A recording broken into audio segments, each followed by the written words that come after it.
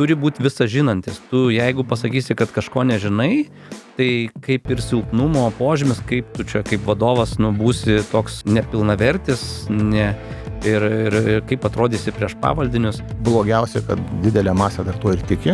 Man kaip pažiūrėjau vadovui patyrusiam ir dirbančiam su vadovais, aš klausausi, ten ta žinia, ta informacija yra. Bet vienintelis, kas paskui nutinka, o ką su ta informacija daro? Drausmė, disciplina ir tas išgirdau, supratau, einu ir darau, ar ne?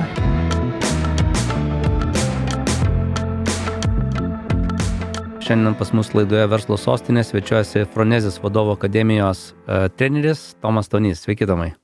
Sveiki, Vytautai, sveiki, radio klausytojai. Kasgi daugiau, jeigu ne vadovai? Tema šiandien tikrai suksis labai stipriai apie vadovus ir kaip su Tomu prieš eterį trumpai pasikalbėjom, Lietuvoje yra ne mažiau kaip 100 000 vadovų. Tai rinka yra didelė ir Tomai tada trumpai, kaip tam vadovų kelyje, šiek tiek apie save ir kaip ta visa rinka Lietuvoje keičiasi vadovų. Ačiū, Vytautai. Tai mano bendras stažas kažkur jau darbo rinkoje yra 35 metai, 36 gal turbūt jau, o vadovaujanti pozicija 21 gaunasi. Šiandien specialiai dar paskaičiau, gal kiek čia to yra. Tai tas kelias jisai nuo 2 žmonių vadovavimo, kažkada marketingo padalinį nedideliam, bet didelė organizacijų, iki labai didelių organizacijų, kur po kelis tūkstančius darbuotojų. Tai ta patirtis ir lietuviška, ir tarptautinė, ir vienos rytis, ir kitos rytis, tai tikrai daug tos patirties, labai daug vadovų mačiau tiek savo kelyje pats kaip būdamas žmogus, kaip pavaldinys, ar ne, kaip darbuotojas, tiek vadovų lygiai gretai, kurie šalia dirba, tiek žemiau manęs, tai labai daug skirtingų lygių ir labai skirtingų žmonių. Ir iš kiekvieno ėmiausi kažkokias pamokas, tiek gerasias, tiek tas, kur reiktų koreguotis. Tai jeigu pirmoji daly, gal pažiūrėkime istoriškai, ne, gal kokius 10 metų, 15 metų atgal, gal ir 20 metų atgal, kaip keitėsi tas vadovo, ne, supratimas, kaip keitėsi vadovų kaip evoliucionavo būtent vadovai Lietuvos rinkoje? Labai geras klausimas. Aš turbūt labiausiai pastebėjau kokiais turbūt 2011 metais, kad vadovai skirstėsi į tokias labai įdomias 2 grupės. Vienos iki 2008-2009 metų krizės ir visai kita kategorija pradėjo augti ir atsirasti po šitos krizės. Ne? Tai tie vieni, kurie mes juos vadinom vadovais. Jie netgi mums atrodavo per televizorių pasakodavo įvairias specifikas verslo, o nutikus kriziai griuvo ir verslai, ir vadovai, ir tada tapo labai aišku, kad nieko ir nebuvo sukurta, tiesiog ekonomika augo tiek stipriai ir visiems atrodė, kad viskas gerai.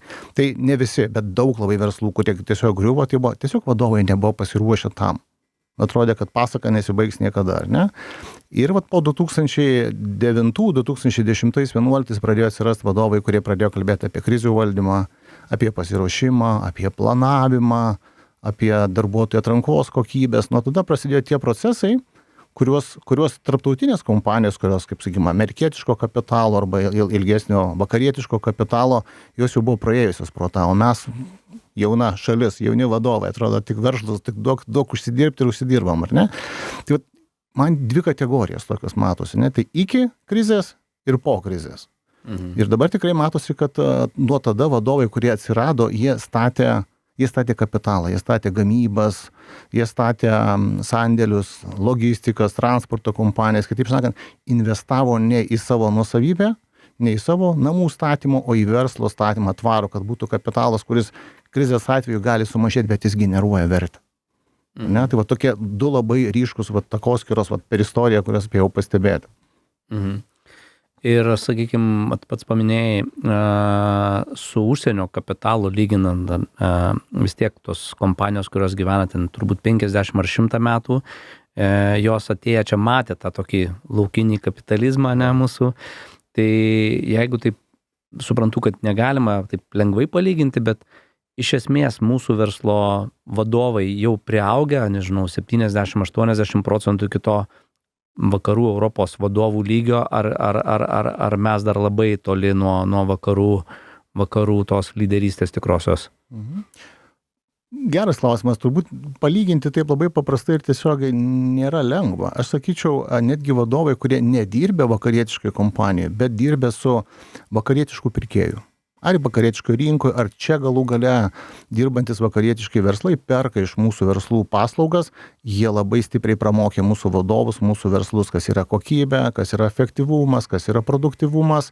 Tai labai daug tokių vadovų yra išmokę iš klientų. Ir tos pamokos ne visada buvo jiems skanios, bet jie jas išmokė, ar ne?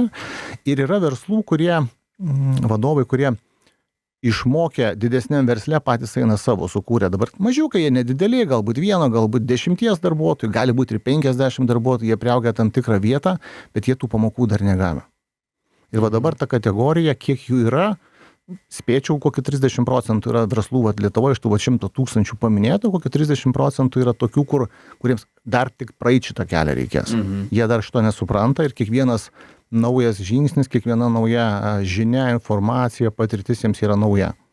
Daug klausimų, daug atsakymų, todėl ir į akademiją ateinantys žmonės, jie lygiai tos pačius klausimus uždavinėja, apie kurių ir trūksta jiems iš tos patirties darbo su vakarietiškais jau patyrusiais verslais. Tai jeigu pakalbam dar apie mokymų, tai kasgi tuos vadovus ruošia šiandienai, tai ar galima jau būtų išskirti, kad bendrai gal ne kažkokias konkrečias mokymo įstaigas, bet apskritai mūsų universitetai jau geba praktiškai paruošti vadovus, kurie galėtų imtis iš karto lyderystės ir vadovauti tam tikro lygio kompanijoms, ar vis dar tas mokymosi procesas vadovų vyksta labiau pačiose įmonėse, o universitetai duoda tik tai kažkokius pagrindus? Turbūt negalima taip teikti, kad universitetai arba duoda viską, arba neduoda nieko. Yra tikrai tos žinios, kurias gauna universitetai, jos yra reikalingos. Jeigu jas gerai įsisavino, gerai suprato, jas tikrai panaudos. Tikrai žinoma, iš patirties universitetuose, bent jau tarptautiniuose, tikrai yra duodama keisai, vadiname analizės, tų faktinių įvykių, ar ne, ir ten tikrai galima daug jau pasimokyti iš viso šito. Tačiau su kuo susiduriu aš, netgi didžiųjų verslų vadovai, kurie irgi ateina į akademiją, esminė yra nežinių trūkumas. Esminė yra įpročiai, asmenybiniai įpročiai ir įpročiai, o ką su tom žiniom daryti. Tiesiog nėra instaliuojami, nėra įdiegiami į tiesiog kasdienę veiklą ir va čia prasideda darbas su vadovo įpročiais. Kaip elgtis, kaip daryti, kaip gautą žinią instaliuoti į gyvenimą, į veiklą, į darbą su žmonėm, į procesą, taip.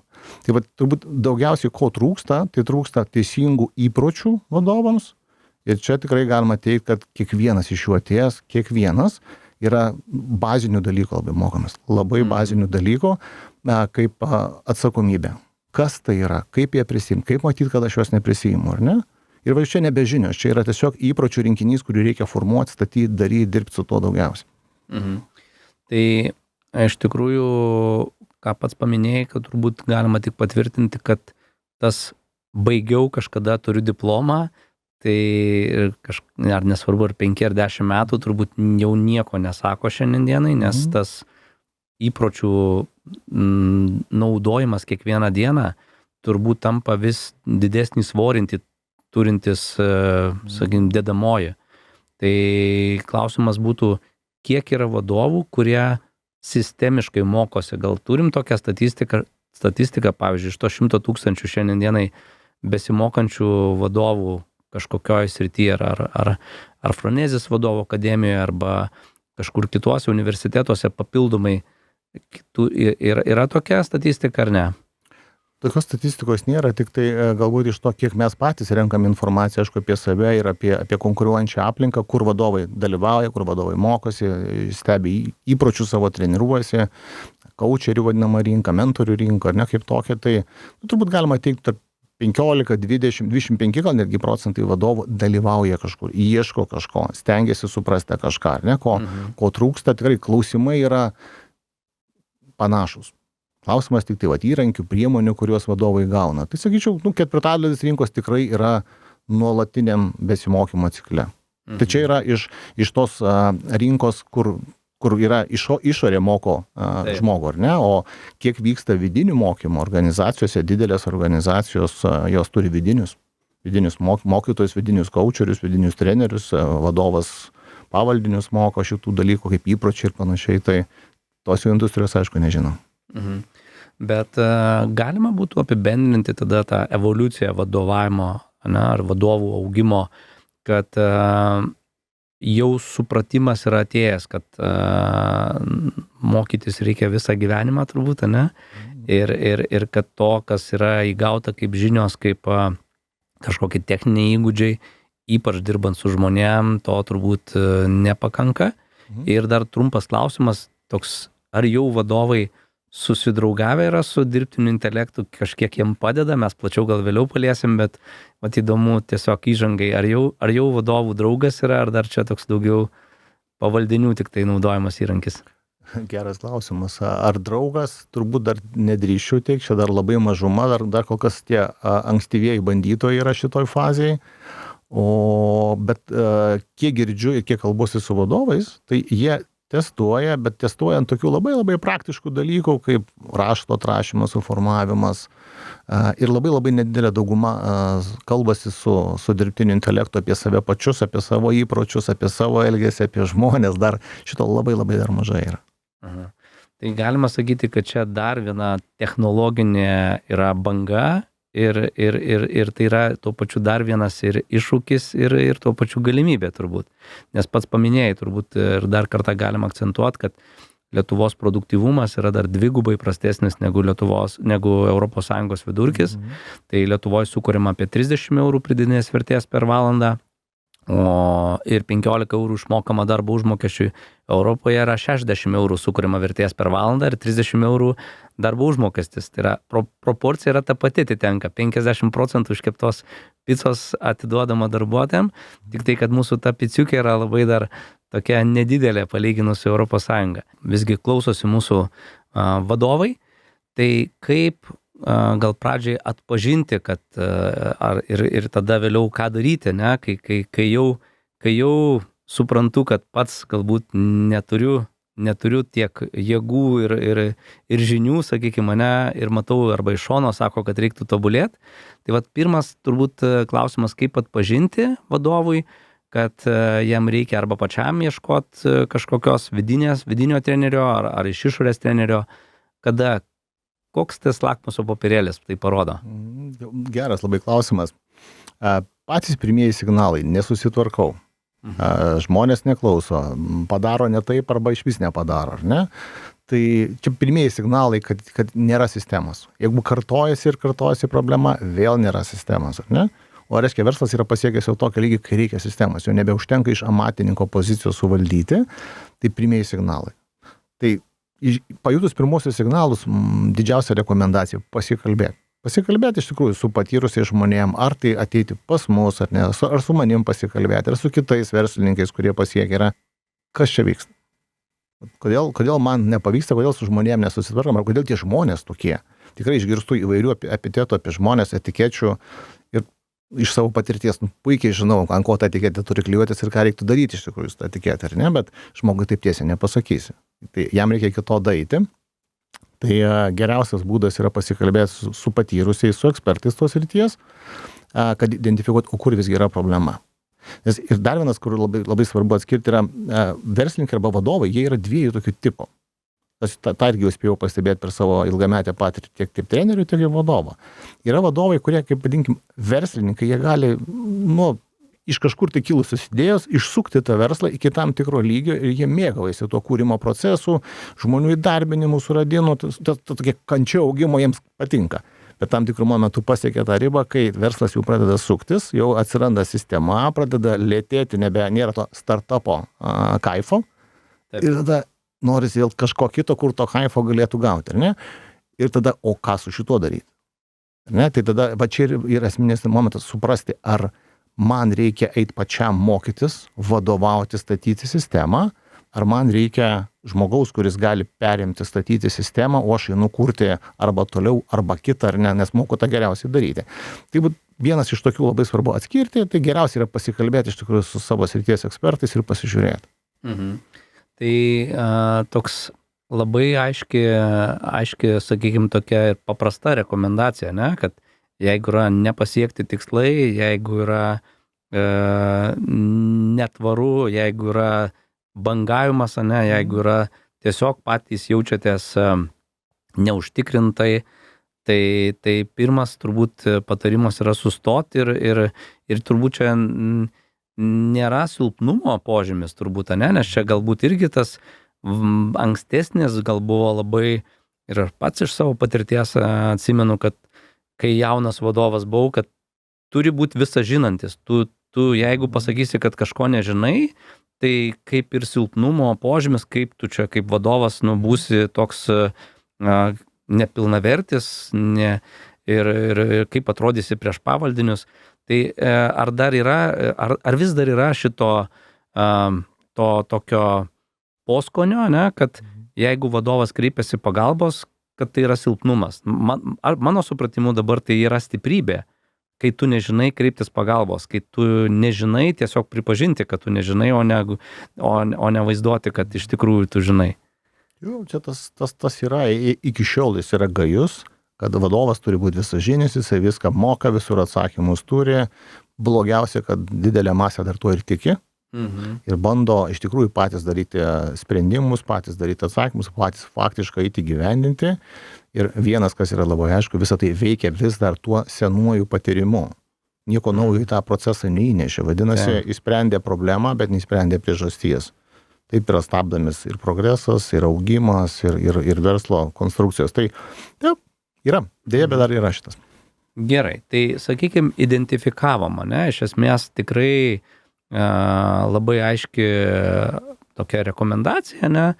Sustoti ir pasimatuoti, tai kur asmeniškai pačiam vadovui yra ta problema, ko konkrečiai, kokios kompetencijos arba apskritai gal dar vienas labai geras buvo toksai pastebėjimas, kad gali būti, kad tam vadovui nepatinka daryti priežiūrą, o jam patinka auginti verslus ir kurti idėjas.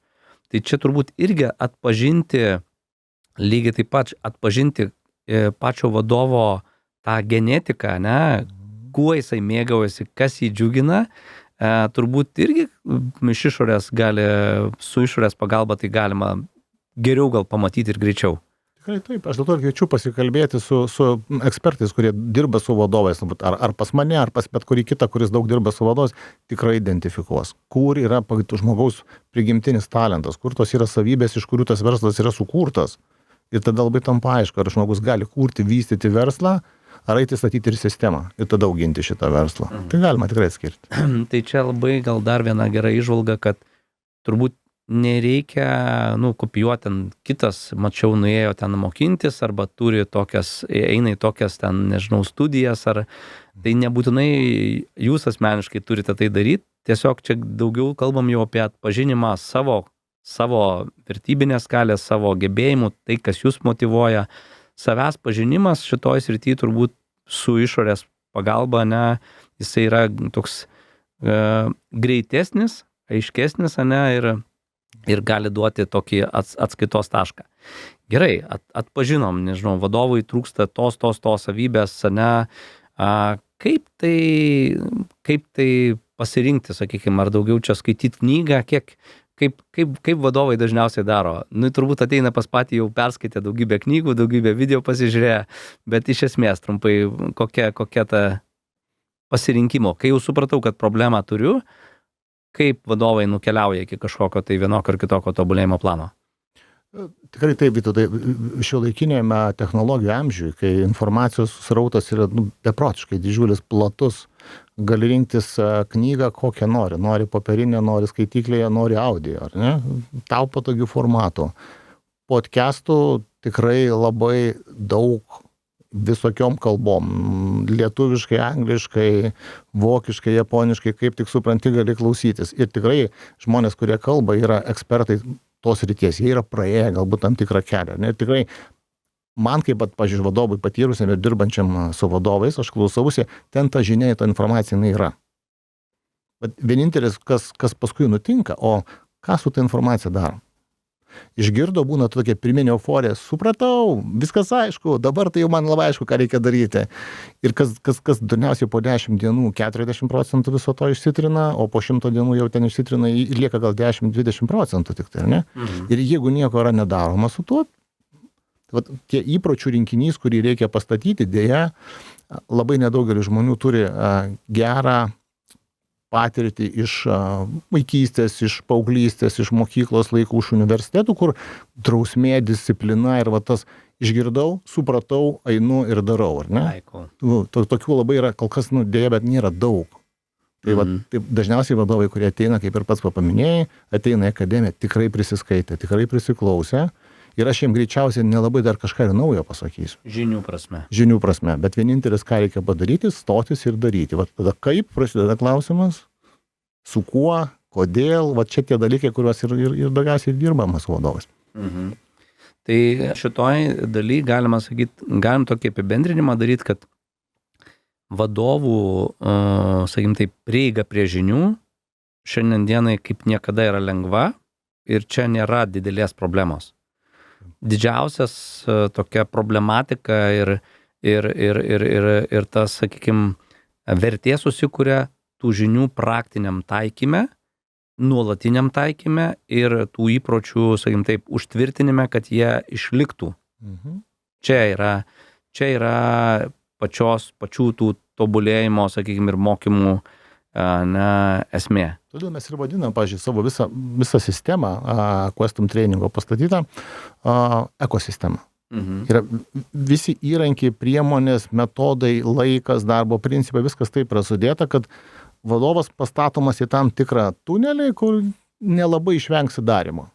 Ir tada eidamas per tą tunelį su ne vienas, su palaikymu, su žiniom, su darbo grupėm, su atskaitomybėm, daroma ir per 12 mėnesių įvyksta tai, kas turėjo įvykti jau senai, nes vadovas tą žinojo. Priėjom prie tos momento, kai vadovas ir diagnozavo ar pats, ar su išorės pagalba, kad jam reikia treniruočių ir, sakykime, kad jis pradėjo treniruotis jau pas patį, pavyzdžiui, turi daug patirties tame. Trumpai gal pasidalinkim šitoje dalyje, tai kaip tie raumenys auga, kaip tie skaidulos, trukinėja, kaip tas procesas visas vyksta, kai vadovas per tą 12 mėnesių keičiasi. Nežinau, pasakysiu naujieną ar stebuklą į to, bet viskas prasideda nuo tikslų išsikelimo. Viskas yra nuo čia, ar ne? Man kaip treneriui, mum kaip programai labai svarbu yra, kad vadovas per 12 mėnesių pasiektų tuos jam reikšmingus tikslus. Jis tik taip supras, kas nuvyko per visą šitą kelią, ar ne? Tai mokomės išsikelti tikslus pagal technologijas, pagal metodikas, taip, kad jis būtų suprantamas, reikšmingas, ambicingas, su datom, pasiekiamas, taip, smart technika kaip tokia, ar ne? Kai nusistatom tikslus, o tam, patikėsite ar ne, bet praeina turbūt geras mėnuo, kol yra šlifuojama, suprantama, patikima ir prasideda darbas jau su tikslų siekimu kaip tokio. Tada žmogus žino, ko jisai nori kaip tokio, ar ne? Ir pradžia yra supratimas, kaip elgiasi žmogus ir kodėl jis taip elgiasi. Taip, pirmiausiai, tai tas žmogus yra tas pirmoji asmenybė, kuris sako, kodėl aš taip elgiuosi, kodėl aš taip priimu sprendimus, kodėl aš kaupiu arba išsakau, kodėl man nesigauna, kodėl aš pavargęs, kodėl mano laiko planavime nesigauna padaryti visko, kodėl aš tiek daug darau. Visas šitas suvokimo pastatymas į vieną aišku vaizdą. Ir tik nuo čia prasideda iš tikrųjų tas tikrasis darbas su praktikom, kaip tokiom, ar ne? Vadovai labai nustemba, kad pas juos, pavyzdžiui, būna žemas atsakomybės lygis pagal testavimą, labai žemas. Ir sako, aš esu atsakingas, prieš visus įsipareigojimus vykdo, sutarimus vykdo. Taip, o prieš save? Ne? Ir tada, kaip tas vadovas, kuris yra darbė, jis yra pavyzdys. Kaip tėtė, mama namuose, taip vadovas, vadovė yra tėčių mamos prototipas darbė ir darbuotojai žiūri tą vadovą. Ar ne? Tada planavimas nesiseka, erzina, nervuojasi vėl. Kaip ilsiesi? Baziniai dalykai yra pirmieji 2 mėnesiai, tokie visiškai bazinių dalykų sustatymas, sudėliojimas, energijos lygmuo, tikslų žinojimas, kas yra atsakomybės praktikos duodamos tam tikros, savo pasiekimų fiksavimo praktika, kur reikia pradėti fiksuoti, o ką aš darau, kas pavyksta, kas nepavyksta. Tiesiog lindimas į save. Tam elementariam prieš 3000 metų dar graikų tvirtovėse ant įėjimo į visos šitas šventovės buvo prašyta, pažink save. Taip. Tai nuo pažinimo savęs prasideda ir tada nuo čia jau formuojasi įrankiai, priemonės, kaip pradedam nuo bazinių dalykų, vėl versle, vizija, strategija, taktiniai tikslai visos įmonės ir panašiai, produktas, procesai, žmonės, rodikliai, statom žingsnis po žingsnio, mėnesis po mėnesio ir, reiškia, yra programoje duodamos irgi modulis po modulio, nėra taip, kad iš karto visos užduotys praėjau, susipažinau, viskas, einu, bandysiu daryti, ne, yra dirbama. Yra toks nuolatinis, nuoseklus darbas savaitė iš savaitės. Kiekvieną savaitę vadovai renkasi tam tikrus savo būrius, po 5-6 savaitės, jie ten kalbasi, atsiskaito vienas kitam, kas per savaitę nuveikta, kas su ta praktika padaryta, kas su ta praktika, kas su šitais rodikliais, ką sudėgiau, ko nesudėgiau, kaip žmonės reaguoja, ar ne? Lūkesčius galų gale komunikuoti mokosi vadovai. Elementariai kalbėti su darbuotojais taip, kad suprasti, ar darbuotojas suprato mane ar ne. Ne, bet taip, treniruotė po treniruotės, darbas po darbo. Taip 12 mėnesių. Aš suprantu, kad pradžia yra tokia tikrai ne technikos ir ne kažkoks labai apie kitus, o pradžia yra labai aiškiai apie save. Taip. Ne, toks, ir čia turbūt galima dar paminėti, kad vadovas iš esmės, jeigu aukščiausio lygio vadovas, jisai yra toks kaip ir vienišas vilkas šiek tiek, ne, toks, nes nelabai turi įmonė, galbūt, sakykime, priklausomai nuo kultūros, bet gali būti, kad nelabai su kuo tam pačiam lygiai gali pasikalbėti. Ir čia turbūt tas, kaip jie vadinasi, 5-6 tie žmonės, ne, tai jie yra vadovai, kurie iš esmės keliauja kartu ir su jais gali atvirai kalbėtis apie savo problemas ir iš vienos pusės kalbėtis, bet ir atskaitomybė čia atsiranda, teisingai? Taip. Tai kiek va šita vieta svarbi, kad vadovas turi tą kažkokį išorinį, ne, nuolatinį atsiskaitimą ar prieš savo, turbūt, nežinau, prieš savo kolegas arba prieš savo bendrakursius, ne? Kiek tai veda prie rezultato? Kiekvienas elementas labai svarbus. Čia turbūt psichologai pasakytų, kad kiekvienas iš jų yra sava terapija, savas metodas, savas įrankis.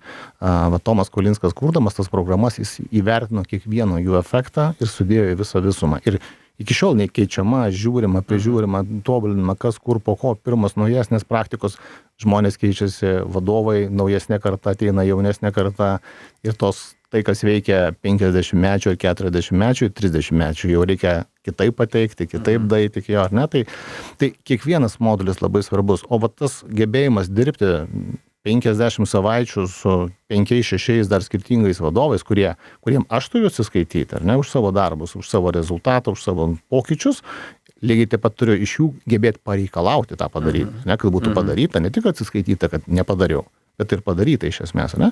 Tai yra treniruočių bazė. Viskas yra treniruotė tam, kad tie susiformuotų įrankiai ir priemonės ir įpročiai veikloj. Man čia tokia analogas toksai iškilo, kad pavyzdžiui sportininkai ten, nežinau, mėtyti, varyti krepšinio kamuolį, ne, arba futbolą, ten žaisti kamuolį, spirti, kaip pavyzdį, ne, bazinius įgūdžius. Jie įgauna ten turbūt 6-7 metų, nežinau, nuo 10-15 metų tikrai jau puikiausiai varinėja kamuolį.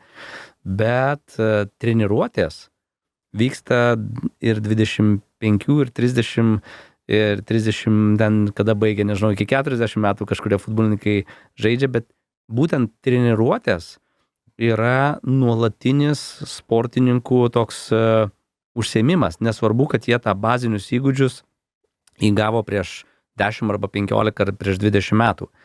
Tai ar galima būtų tą tokį palyginimą taikyti ir vadovom, kad jeigu jūs įgavote arba pastatėte kažkada verslą, kažkokią idėją sugalvojote, tai gerai, čia yra gerai, bet nesustot reikėtų ir toliau reikėtų turėti nuolatinės treniruotės.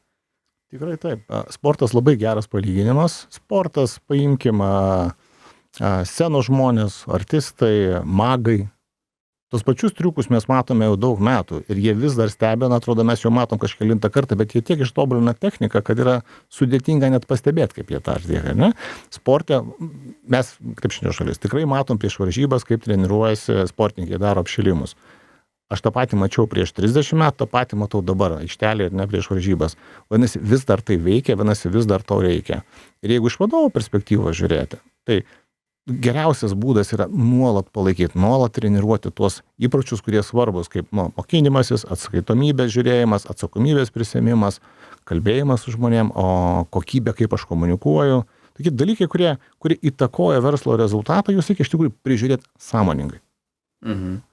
Ir ką pats paminėjai, dar turbūt labai svarbus tas momentas, tas labai aiškus tikslo apibrėžimas, tai yra, ką mes norim pamatuoti ir to tikslo pamatavimas yra turbūt daugiau susijęs ne su pačio tikslo ten dydžiu, svarbu, kad jis būtų konkretus, ane, kad jis būtų pasiektas ir čia ta jau analitika, kaip pradžioje, ne, užsiduodami tie tikslai, turbūt nuo jų lengvai nebepabėgsi, ne, turbūt čia yra tas atskaitomybės, tas tikrasis veidrodėlis, kad ir ta sėkmė matuojama tuo, ne, ar buvo pasiekti tie tikslai, kurie buvo prieš treniruotę išsikelti. Labai svarbi, Vytautai, čia yra dalis tikslo turėjimas arba jo aiškumas ir kiekvieną kartą darant sprendimus, pasirinkimus, spręsti, ar tai veda link tikslo. Ar tai yra susiję, ar tai yra visiškai iš šalies kylantis klausimas. Ar ne? Taip vadovui žymiai lengviau suvaldyti, žmonėms žymiai lengviau žinoti, ko iš manęs norima. Yra aiškus tikslas. Tai Tomai, klausimas toksai. Viskągi gali dirbtinis intelektas, tai gal vadovų to nebereikės? Iš to, ką matau pats, tiek dirbdamas su dirbtinio intelekto įrankiais, tiek kaip vadovai tą daro, kokius rezultatus gauna su tuo, ką jie daro su tuo, kaip jie supranta su tuo. Aš suprantu, kad pats dirbtinis intelektas, jis yra stipri pagalba, jis yra labai greita pagalba, ar ne? Mes dabargi gyvenam duomenų rinkoje. Ir jinai tik didės ta rinka duomenų. Tai dirbtinio intelekto galimybės yra mums labai greitai duomenis apdoroti ir paduoti. Labai paprastuoju būdu. Noriu prekės apibūdinu tiksliai kokios, paieško, kur kainą apibūdina, duoda palyginimus, jeigu dar gerai mane pažįsta.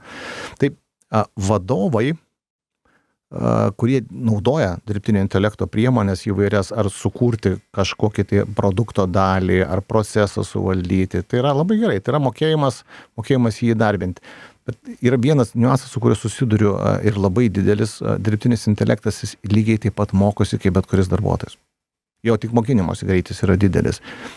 Bet vadovai, jeigu jie nėra praėję pro tam tikrą srautą, pagal tam tikrą dydį, tipažą ir pavyzdžiui, milijono vertės pajamų metinių verslas klausia 10 milijonų verslo užduoties sprendimo klausimą, jis atsakymą gaus tokį, kokį jisai savo lygį ir uždavė. Ir jis nežinos, ar čia atsakymas geras ar ne, ar jau dabar galiu naudoti šitas priemonės, ar jos veikia ar ne. Ir va čia prasideda vadovui gebėti mokintis, atskirti, suprasti, ką duoda dirbtinis intelektas ir galiu tai naudoti ar ne. Tai paties vadovais gal ir pakeis kažkada, bet artimiausiai perspektyvai, kur aš matau, tai manau, kad žmogaus vadovaujančio paradui, ypatingai dirbtinio intelekto dabar tų priemonių, jos treniruojamos yra skirtingiam dalykam. Kiekviena iš jų yra vis skirtingai atlieka funkcijas ir aš suprantu, kad kažkas tam orkestrui vis tiek turės vadovauti. Taip, ir dar nepamirškim, kad visur šalia yra žmonės. Kol kas tikrai turbūt neįsivaizduom dar bent jau Lietuvoje verslo, kur visiškai nedalyvautų žmonės, o kur žmogus, ten duomenų kokybė, kaip taisyklė, turi, sakykime, vietos būti, turi nekokybiškų vietų su duomenim. Tai bet grįžkim prie vadovų tada įgūdžių šią prasme. Gali sakyti vadovas, čia yra velnio išmislas, aš žinau, kaip jau prieš 15 metų dirbau, prieš 10 žinau, kad gavosi ir gali visiškai atsiriboti, ne? Ir gali būti, kad panaudos šitą technologiją, sakykime, savo marketingo strategijai, paieškai, atsargų planavimui, rinkos analizai. Tai kiek jau vadovai dabar iš pačio patirties linkę aktyviai, ne tada, kai jau darbuotojai visi naudojasi ten su nemokamais sprendimais, su vadovui nežinant, ne? Bet kiek vadovai imasi šitoje vietoje lyderystės, atsakomybės, tiek asmeniškai, tiek kad komandos būtų įgalintos ir pagal nustatytas taisyklės naudotųsi įmonėje dirbtinio intelekto įrankiais. Iš to, kiek aš girdžiu, kalbant pačius vadovus, jie ir yra iniciatoriai iš esmės, kad kuo daugiau to naudoti. Ne? Tai kažkada, metai atgal, labai stipriai prasidėjo naudojimas rašto atsakymui, viešųjų pirkimų medžiagos paruošimų, kur iš tikrųjų labai daug darbo reikia, gerai apmokius tie įrankiai pradėjo padėti ruošti. Ne? Taip sakykim, greitis, nereikia tiek žmonių priiminėti, kad galėtum spėti visur. Tai čia vadovo iniciatyva, jie patys tą darė, patys kūrė. Dabar, pavyzdžiui, ir šiandien iš vienos vadovės kompanijos, kuri organizuoja keliones, ne kaip tokias. Ką daro vadovai, sėdė, žiūri, kaip promptai skatina akcijas, duoda į rinką, patraukia viešbučius, į viešbučius patraukia užsakymus klientų, tiesiog pati kuria, testuoja tuos dalykus, duoda tam tikrus įrankius darbuotojams. Atsėdi vadovė, pati dirba, kuriasi ir akivaizdu, kad jai to reikia. Ir taip supranta verslo augimą. Bet čia kol kas taip vardinu dar tokius labai pavienius vadovus, ar ne? Dauguma naudoja labiau techniniam tokiem darbam, kaip paminėjau, raštai, tam tikrų galbūt labai paprastų procesų suformavimui, sukuria ar tai agentus veikiančius, ar ne, kurie atlieka tą tik tokį techninį darbą, kur žmonių daug nereikia. Bet, sakyčiau, ko tikrai labai trūksta mūsų ypač jaunesniem verslam, tiem, kurie nesenai susikūrė, vadinkim, gal tik iki 10 metų veikiantis, tai jie mato supratimo, o ką aš galiu iš to dirbtinio intelekto išspausti.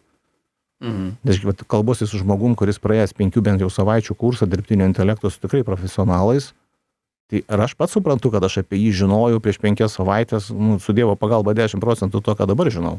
Ne, kiek tai greit auga, ar kiek tos informacijos yra daug, tai tų galimybių, va čia reikės laiko suprasti, o ką gali sukurti tas įrankis, o kaip jie naudoti. Bet čia turbūt metodas nesikeičia, tą, kurį minėjai, kad vėlgi tada, tai kokį procesą, kur daugiausiai stringam, kur daugiausiai gali būti vertės, kur daugiausiai techninio darbo, ne, kur mūsų duomenys labiausiai nesutvarkyti, ne, ten susitvarkom, nes turbūt tos haliucinacijos yra neišvengiamos, jeigu duomenys bus nekokybiški, o čia yra tas pagrindų pagrindas, kaip pats paminėjai, duomenų kiekiai didėja ir jie tik didės, mes visi nešiojam vis daugiau elektroninių įrenginių ir ten automobiliuose tų daviklių sudėta, ne tiek ir bet kur gamyboje, prekyboje tų daviklių tik daugės.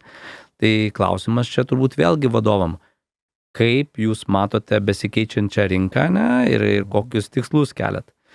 Gerai, tai visiškai pabaigai tada vadovai identifikavosi, problema praėjo, sakykim, nežinau, metų visas treniruotės. Ir jeigu tos treniruotės baigėsi, nežinau, prieš 5 metus, tai kaip vėl pamatyti, kaip vėl atpažinti, kiek laiko tas ratas kartojasi, ne? Kaip vadovui išlikti toj nuolatinio tobulėjimo spiralėje, ne? Kad nesustoti kažkuriam taške. Labai geras klausimas. Aišku, galima, jeigu labai stipri savimonė, sąmoningumas kaip toks pas vadovo, tai gali būti, kad toliau jau knygas skaitau, imu, diegiu, darau, stebiu, podcastus, žiūriu, kaip elgiasi tie, kurie jau rinkose yra pasiekę, bet žmogus yra žmogus. Jam, jeigu nėra jo to tokio baksnojimo, jis stengsis mažiau judėti, taip mūsų protas veikia, ne, kaip toks. Tai reikia aplinkos, kurioje būtų tas skatinimas, ar ne? Tai mes tam irgi esam sukūrę klubus, tiek vadovų klubas, tiek asmenybės ugdymo klubai, kur yra ta bendruomenė, kuri skatina vieną kitą, palaiko, turi tam tikras priemonės, naujos žinios, naujos praktikos ir jie žiūri, testuoja, dirba. Tai klubų tikrai yra įvairių. Svarbiausia, kad ta bendruomenė būtų, kuri palaiko, skatina, žiūri, kad nesustotų. Dalinasi tom naujom patirtim, o naujos patirtis, tai reiškia, kad skatina tam tikrą norą, neatsilikti nuo viso to, ar ne, kaip tokio, ir vėl judėti priekį.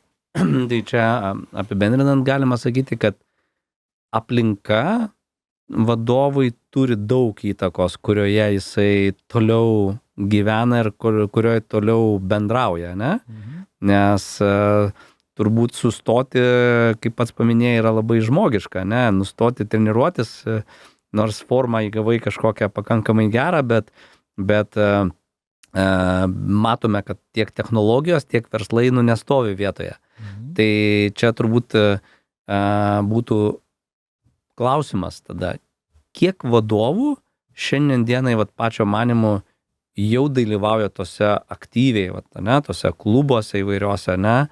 Tokiose kiek vadovų jau tarpsta tose aplinkose, kurios jam neleidžia užmigti, vadinkim taip. Manau, kad jie patys, anksčiau paminėti 15-20% vadovų, jie tęsia tą kelią, kitiem atrodo, kad viską išmoko, jau dabar gerai yra, ar ne? Greičiausiai grįž po kažkelių metų, kad reikia vėl ir vėl tada užžilins tą akmenuką.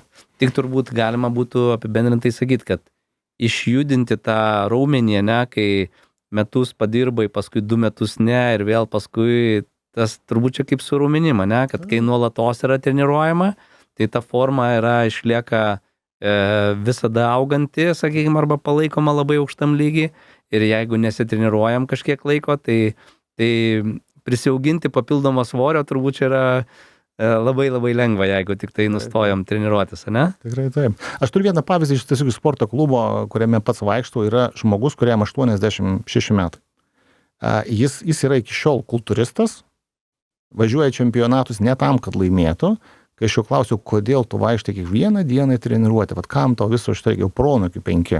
Sako, jeigu aš nustosiu, mano raumenys pradės atrofuotis. Vadinasi, aš pradėsiu silpti, gesti ir naidinėti į pavėsį, ne? Sakau, aš noriu gyventi, aš noriu būti su ta šiuolaikinė bendruomenė sveikas ir gyvas. Ir čia vėlgi, amžius šitoje vietoje nieko netrukdo, tik tai reikia su protu tada parinkti priemonės, svorius, ne, ir čia žmogaus nusiteikimo klausimas. Ačiū labai, laikas praėjo labai labai greitai, tikrai gavo turbūt vadovai įdomių įžvalgų. Tai primenu, kad šiandien pas mus svečiavosi Fronesijos vadovų akademijos treneris Tomas Stonys.